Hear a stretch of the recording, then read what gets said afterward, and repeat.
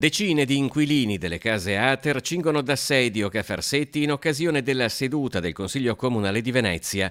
Una parte riesce ad entrare e ad assistere ai lavori in aula, un'altra resta fuori a manifestare in Riva del Carbon.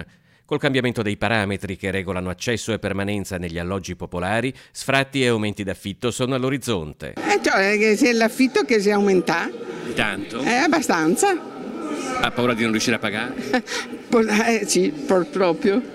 Io proporrei pure di fare un bel capannone e di metterci dentro tutti quanti, che cominciano a decidere quante case di riposo, quanti don vecchi, quanti andranno per la strada, perché se ci mettono in strada tutte queste persone.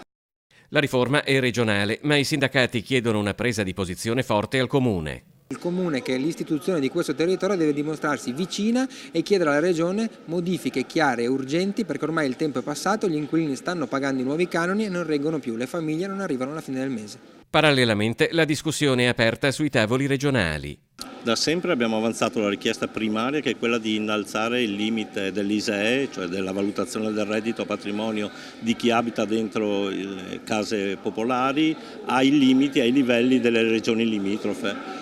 Si parla di un innalzamento dell'ISEE da 20 a 30 mila euro. Intanto, pur preoccupati da ciò che potrebbe accadere, i veneziani non perdono il loro proverbiale senso dell'umorismo. Va bene, siamo in contatto con i Marines, che i Marines hanno deciso di non andare in Turchia, ma di venire a Saccafisla o dove necessita, per salvare tutti quelli dallo sfratto.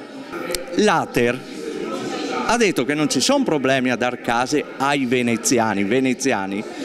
L'unica piccola differenza è che non è al centro storico, li mandiamo tutti a Mazzorbo, così tutti quanti faremo un bel break and breakfast con qualche pecora, qualche capra, qualcosa.